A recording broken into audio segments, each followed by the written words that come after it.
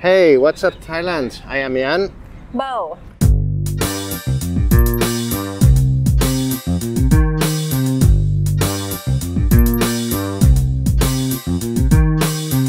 Okay, so we're taking a walk here. We're taking a walk for a change, yeah, right.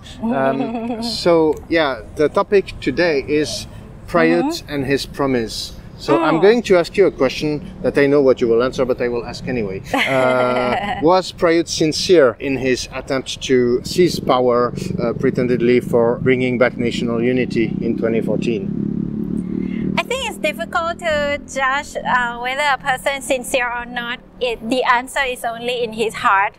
But all I can say is that what he did was obviously wrong, because he just take the power from people without our consent. And that's about it. Right. He may have been sincere, but it doesn't mean you agree. Yeah, I would say I don't care whether or not he's sincere or not. I see. It's for like you, it's not even relevant. Him, and then I need to know whether or not he's sincere. Absolutely does not have the right to do that. Right.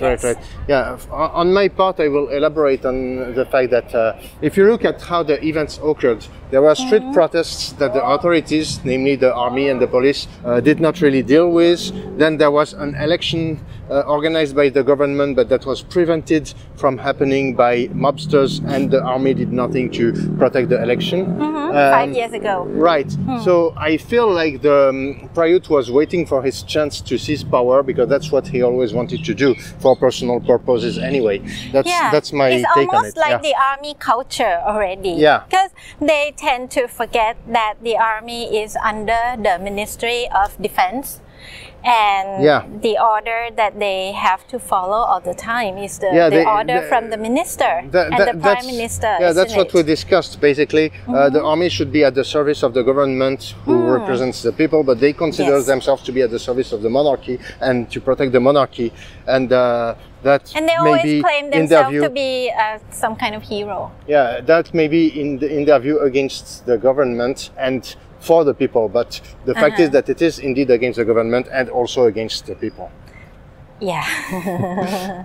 So we've got some depressing situation there, and that's why the word army reform has come up over the election campaign this latest time, because we all realize that the army doesn't know its place, but it has all the tools to take power from the people, and it's been done with a big amount of the tax money. So the military reform is what the country is needed, and we hope so much to be able to do it with through a democratically elected government. But obviously not for this time around. Right. Yeah, if you look at the outcome of 5 years of Prayuth's rule, how do you look at it? Did things get better or worse? How do you look at it? If it gets better, you would not have that music video of yours, right? Okay, you get the point there. we have the evidence that economic is bad. For people who care a lot about economic, that would be their what you call the KPI. Right. Key performance indicator. But for me, it's more to that, because economy can revive. If you have a good hands in managing, in administration, it can revive. But time lost is like time stolen.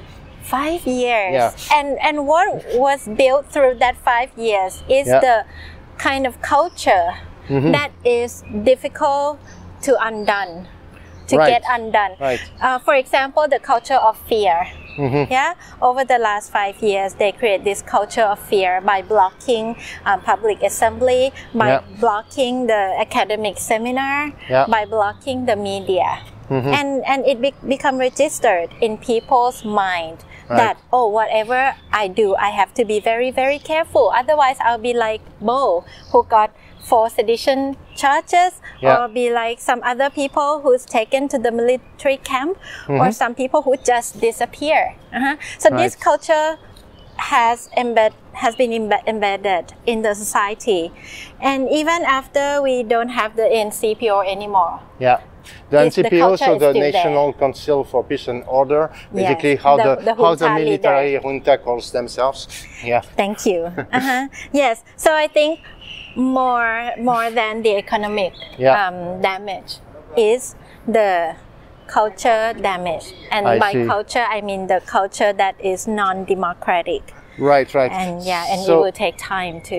So while Prayuth was in power, he organized 2 elections. In fact, one was a referendum for the constitution that he had written, and that was approved. And the other one was a general election, which eventually had the outcome of entraining him as prime Yes. minister for another 4 years. Did you recall how that referendum was done? Do you remember?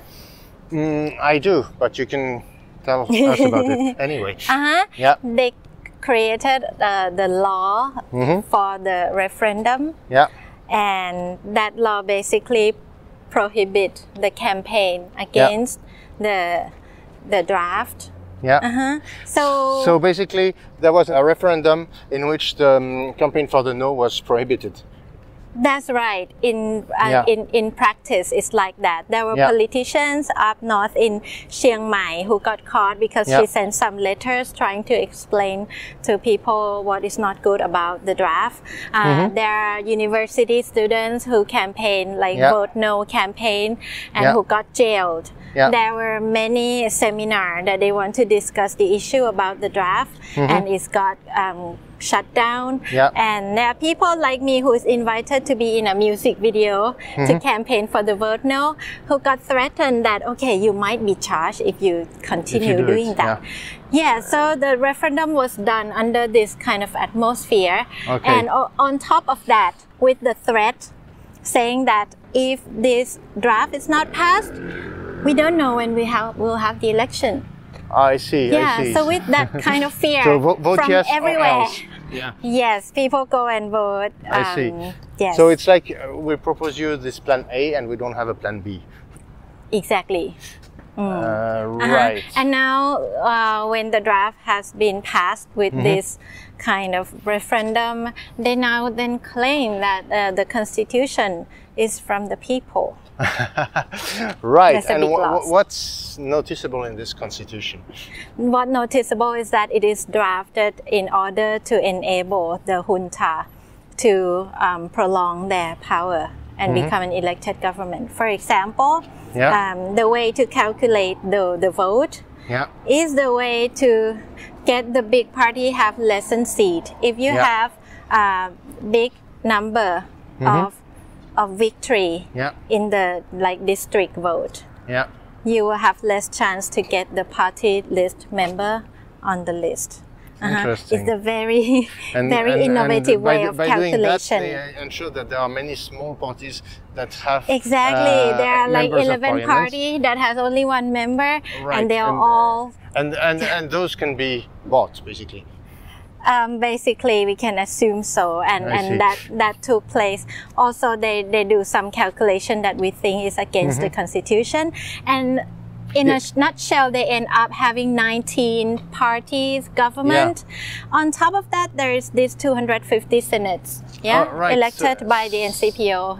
So basically, when there is a general election, as it goes now, the prime minister gets elected by 750 people, 500 of whom are members of the lower house, the parliament, and 250 of whom are senators. And the members of the lower house are elected by the public, whereas the senators are handpicked by the junta. Yes. And therefore, they all will vote for the prime minister that comes from the junta.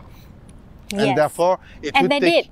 Yeah, And they that's did. what happens. So Therefore, altogether, he gets it 500. would have taken at least 75% of popular vote for the opposition to get elected, which is impossible. Yes, so this is like a fraction of the problem with this constitution, and there are many more. And what we are trying to do from now is to try to get the new constitution, have the new referendum, so we can have a more democratic constitution. But how can this happen when anyway the junta are in charge still? they will block it, right?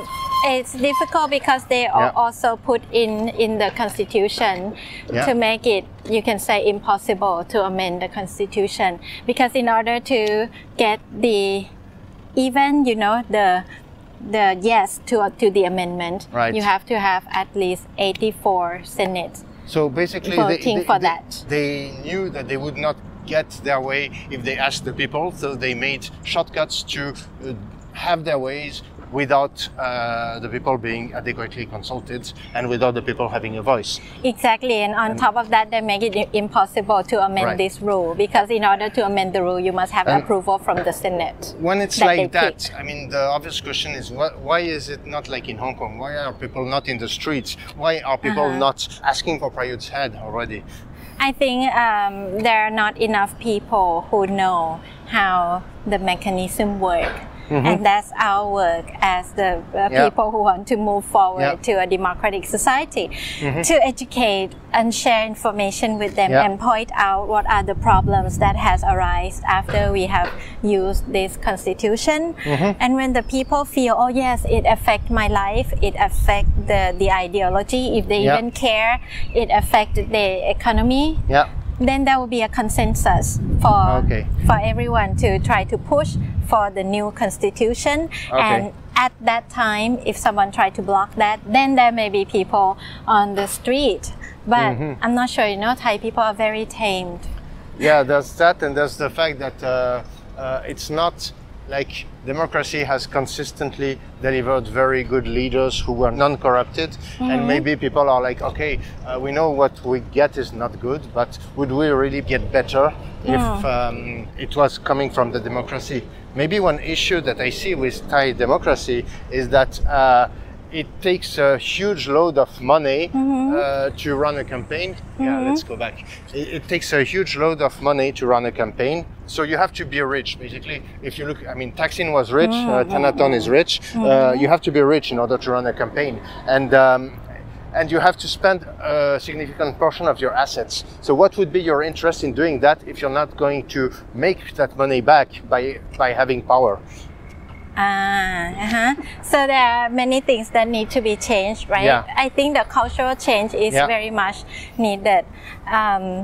At the point of time when people value their rights in democracy enough, I think the politician will have to use less money to campaign, because you will just have to convey the idea and your thought, and then they will elect upon their interest. I think that takes time, maybe takes generation, but it's not that we don't see any improvement, in people's thought. It's there, but it's just too slow. And whether or not we can cope with the downside that the junta has created. That is where our future will depend on. Okay. Okay, I guess that's it for this segment. Let's hope for the best. Yeah, indeed. Let's do that. Cheers, guys. See you.